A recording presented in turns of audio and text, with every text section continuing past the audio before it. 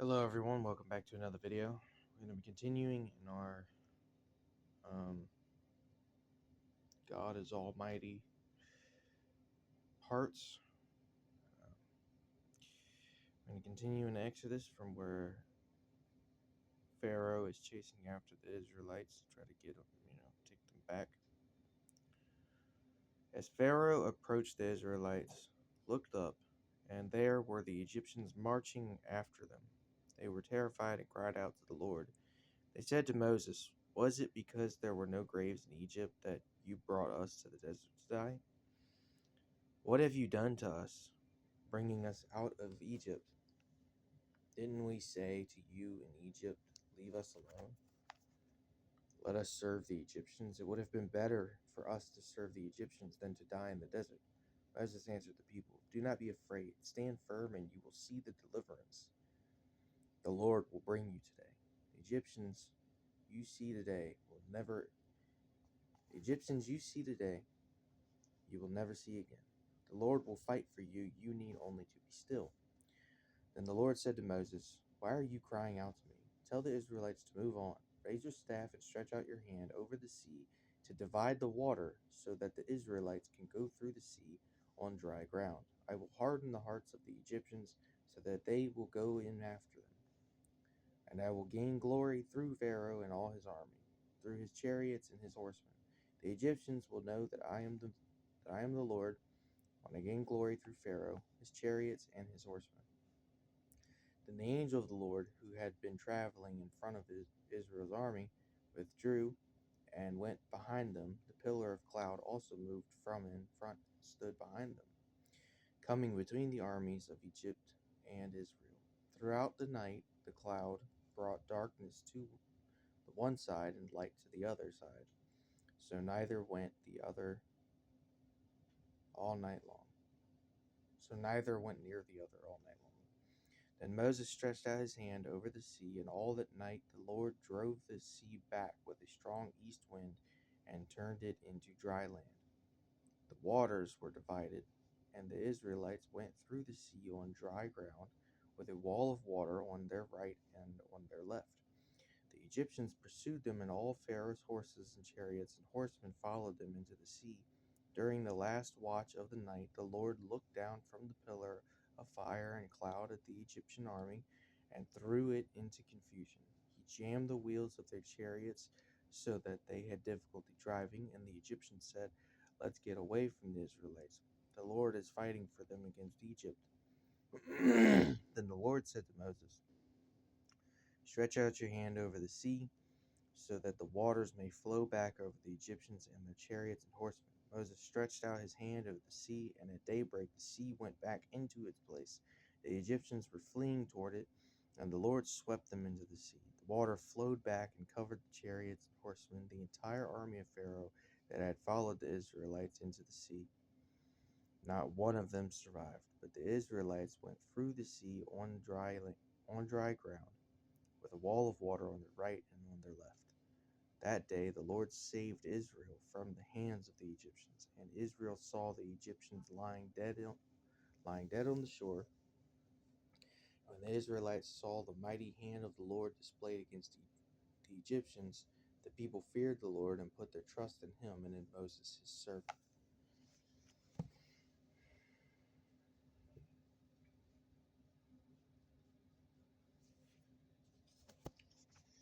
Okay, now we're going to go to the book of Judges.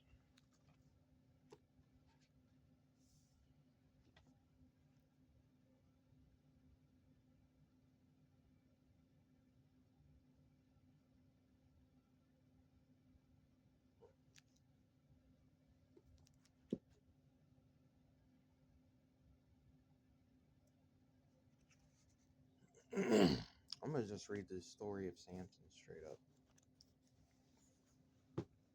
Okay, this is Judges 13. I'm just going to read the story of Samson right here. Again, the Israelites did evil in the eyes of the Lord, so the Lord delivered them into the hands of the Philistines for 40 years.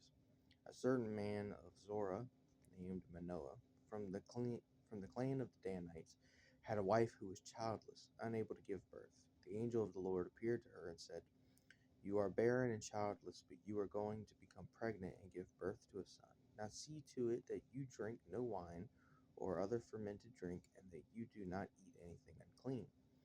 You will become pregnant and have a son whose head is never to be touched by a razor, because the boy is to be a Nazarite, dedicated to God from the womb.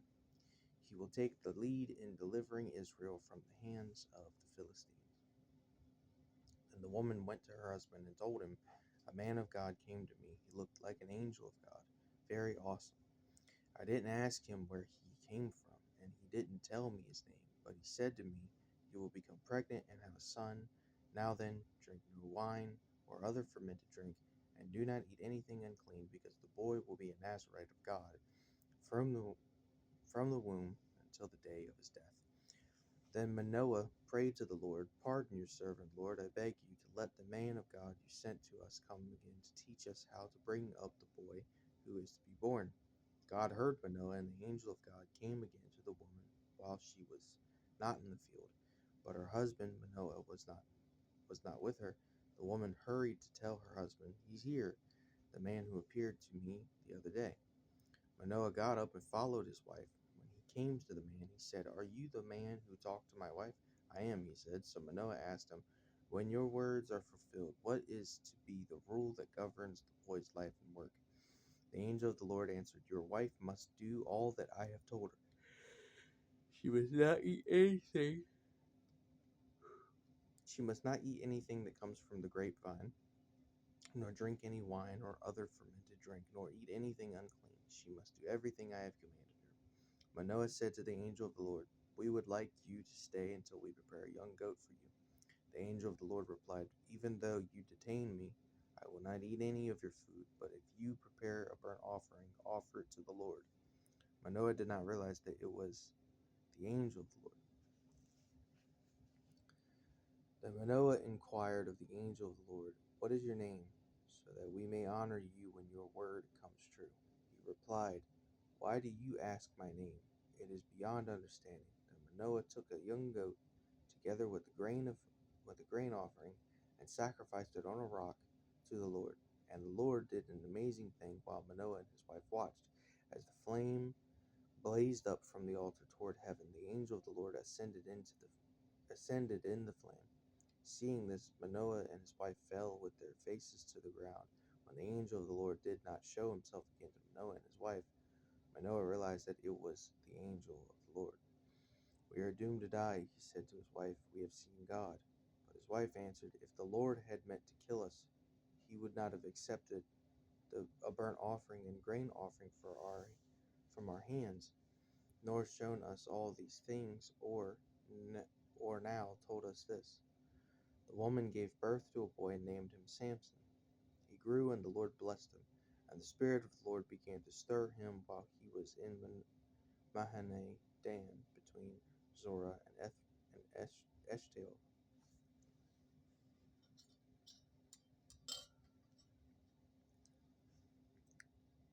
Samson went down to Timnah and saw there a young Philistine woman.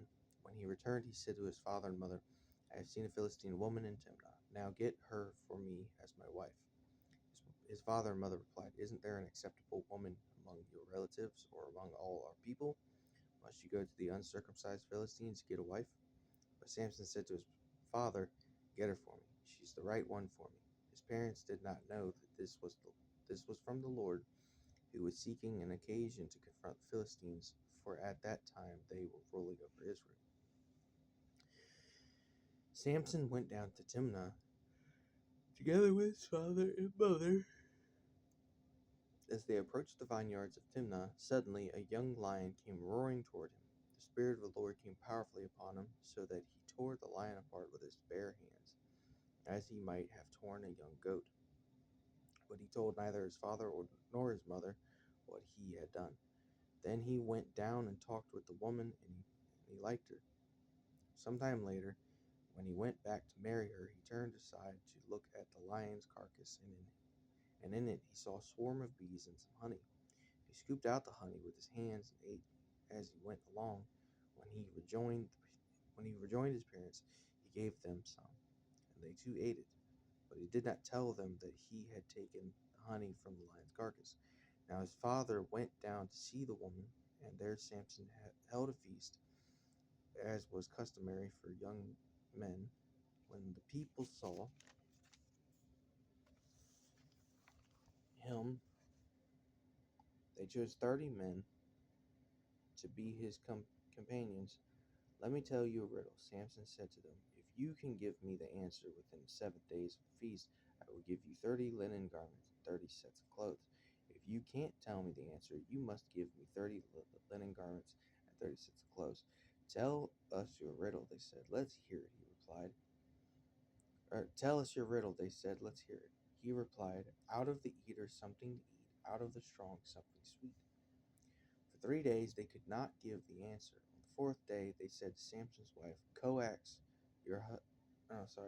coax your husband into explaining the riddle for us, or we will burn you and your father's house to death.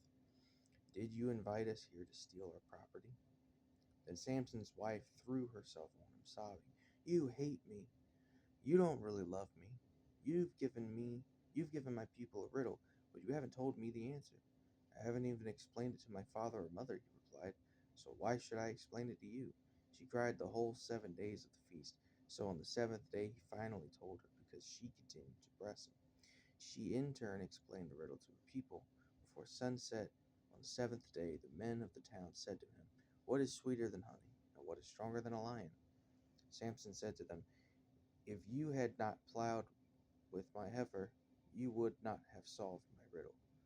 Then the Spirit of the Lord came powerfully upon him. He went down to Ashkelon, struck down 30 of their men, stripped them of everything, and gave their clothes to those who had explained the riddle. Burning with anger, he returned to his father's home, and Samson's wife was given to one of his companions who had attended him at the feast.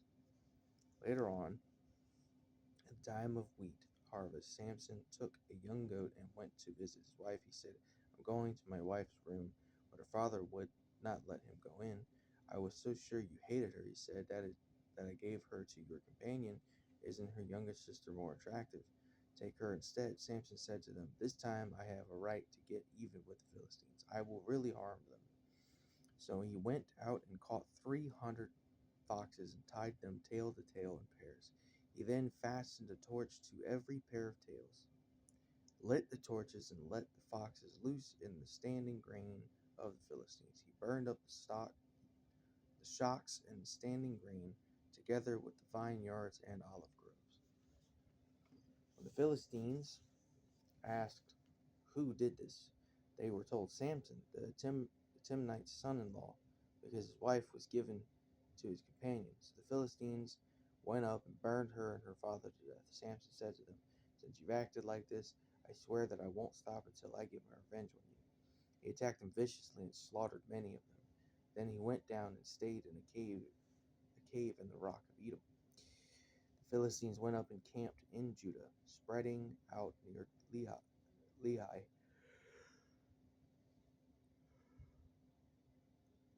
The people of Judah asked, Why have you come to fight us? We have come to take Samson prisoner, they answered, to do to him as he did to us. If then 3,000 men from Judah went down to the cave in the rock of Edom and said to Samson, then 3,000 men from Judah went down to the cave in the rock of Edom and said to Samson, don't you realize that the Philistines are rulers over us? What have you done to us? He answered, I merely did to them what they did to me. They said to him, we've come to tie you up and hand you over to the Philistines. Samson said, swear to me that you won't kill me yourselves. Agreed, they answered. We will only tie you up and hand you over to them. We will not kill you. So they bound him with 2 new ropes and led him up from the rock. As he approached Lehi, the Philistines came toward him shouting. The Spirit of the Lord came powerfully upon him. The ropes on his arms became like charred flax, and the bindings dropped from his hands. Finding a fresh jawbone of a donkey, he grabbed it and struck down 1,000 men. Then Samson said, with the donkey's jawbone I have made donkeys of them. With the donkey's jawbone I have killed 1,000 men. When he finished speaking, he threw away the jawbone, and the place was called Ramath Lehi. Because he was very thirsty, he cried out to the Lord. You have given your servant this great victory. Must I now die of thirst and fall into the hands of the uncircumcised?" Then God opened up the hollow place in Lehi, and water came out of it. When Samson drank, his strength returned, and he revived. So the spring was called En Hakor, and it is still there in Lehi. Samson led Israel for 20 years in the days of the Philistines. One day Samson went to Gaza, where he saw a prostitute. He went in to spend the night with her. The people of Gaza were told, "Samson's here." So they surrounded the place and lay in wait for him all night at the city gate. They made no move during the night, saying, "At dawn we'll kill him." But Samson lay there only until the middle of the night. Then he got up and looked and took hold of the doors of the city gate, together with the two posts, and tore them loose, bar and all. He lifted them to his shoulders and carried them to the top of the hill that faces Hebron. Wow.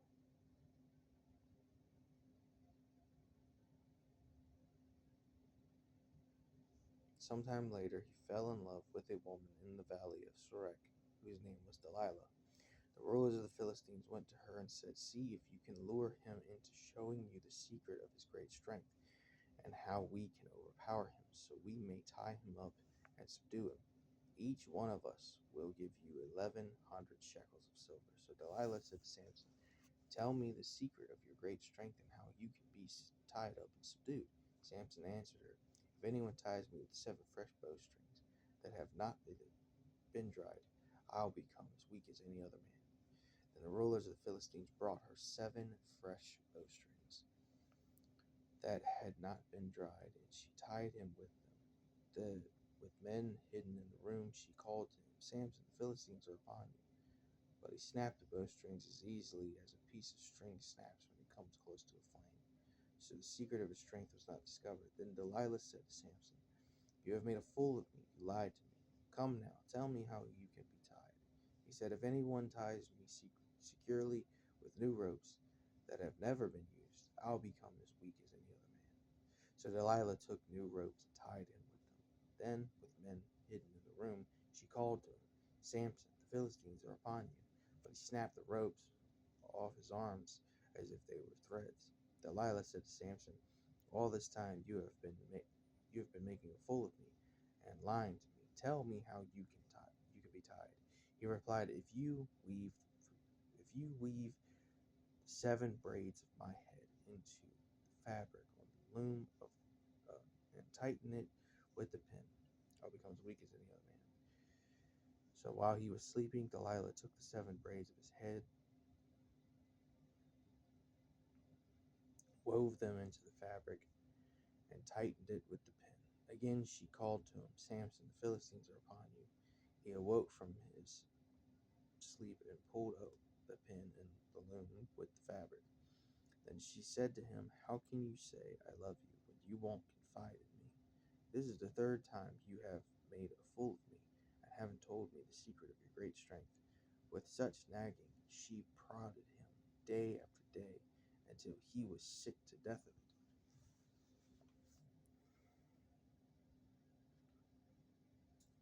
So he told her everything. "No razor has ever been used on my head," he said, "because I have been a Nazarite dedicated to God from my mother's womb. If my head was shaved, my strength would leave me, and I would become as weak as any other man." When Delilah saw that he had told her everything, she sent word to the rulers of the Philistines, "Come back once more.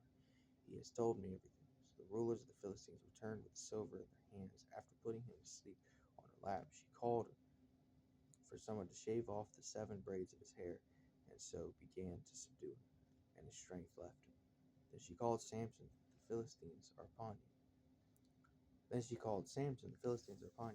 He awoke from his sleep and thought, "I'll go out as before and shake myself free." But he did not know that the Lord had left him. Then the Philistines seized him, gouged out his eyes, and took him down to Gaza, binding him with bronze shackles. They set him to grinding grain in the prison. But the hair on his head began to grow again after it had been shaved. Now the rulers of the Philistines assembled to offer a great sacrifice to Dagon, their god, to celebrate, saying, Our God has delivered Samson, our enemy, into our hands. When the people saw him, they praised their God, saying, Our God has delivered our enemy into our hands, the one who laid waste our land and multiplied our slain. While they were in high spirits, they shouted, Bring out Samson to entertain us. So they called Samson out of the prison, and he performed for them. When they stood him among the pillars, Samson said to the servant who held his hand, Put me where I could feel the pillars that support the temple, so that I may lean against them. Now the temple was crowded with men and women. All the rulers of the Philistines were there, and on the roof were about 3,000 men and women watching Samson perform. And Samson prayed to the Lord, Sovereign Lord, remember me, please. God, strengthen me just once more, and let me, with one blow, get revenge on the Philistines for my 2 eyes. Then Samson reached toward the two central pillars on which the temple stood, bracing himself against them, his right hand on the one, his left hand on the other. Samson said, Let me die with the Philistines. And he pushed with all his might, and down came the temple of the rulers and all the people in it. Thus he killed many more when he died than while he lived. And his brothers and his father's whole family went down to get him. They brought him back and buried him between Zorah and Eshtaol in the temple of Manoah, his father. He had led Israel 20